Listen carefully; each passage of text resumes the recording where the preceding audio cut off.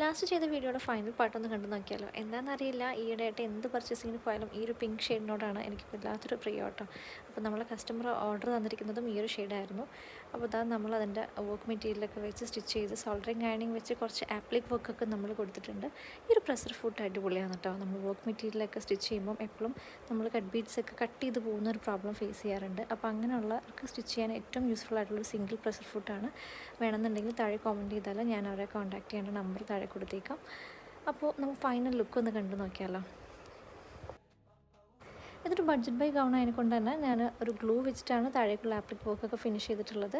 And soldering അയണിങ് വെച്ചിട്ട് ഇത് ഈ വർക്ക് മെറ്റീരിയൽ കട്ട് ചെയ്തിട്ടാണ് ആ ഒരു ലെയറൊക്കെ നമ്മൾ ക്രിയേറ്റ് ചെയ്തെടുത്തേക്കുന്നത് കേട്ടോ. ഇത് ഞാൻ ദുബായിലുണ്ടായിരുന്ന സമയത്ത് ഷാർജ റോളയിൽ നിന്ന് പർച്ചേസ് ആക്കിയ സോൾഡറിങ് അയണിങ് ആണ്. ലേസും ത്രെഡൊക്കെ കിട്ടുന്ന എല്ലാ ഷോപ്പുകളിലും ഇങ്ങനത്തെ സോൾഡറിങ് അയണിങ്ങും വാങ്ങിക്കാൻ കിട്ടും. ഇത് യൂസ് ചെയ്യുന്ന സമയത്ത് നന്നായിട്ട് കെയർ ചെയ്തിട്ട് ചെയ്യണം കേട്ടോ, അല്ലെങ്കിൽ നമ്മൾ കൈയൊക്കെ പൊള്ളാൻ ചാൻസ് ഉണ്ട്. അപ്പോൾ ഇത് വെച്ചിട്ട് ചെയ്യുമ്പോൾ സൈഡൊക്കെ നല്ല ഫിനിഷ് ചെയ്ത് കിട്ടും. അപ്പോൾ ഗ്ലൂ ചെയ്തുമ്പോഴും ഒരു ഹാൻഡ് വർക്ക് ചെയ്തൊരു ഫീൽ ഉണ്ടാവും. അപ്പോൾ ഒരു 2000 റേഞ്ചിൽ നമുക്ക് ഗ്ലൂ വർക്ക് മെറ്റീരിയൽ എല്ലാം ഇൻക്ലൂഡ് ചെയ്തിട്ട് നമുക്ക് കോസ്റ്റ് ഫിനിഷ് ചെയ്തിട്ടുണ്ട്. 3000 ആയിരുന്നു കസ്റ്റമർ പറഞ്ഞിരുന്ന ബഡ്ജറ്റ്.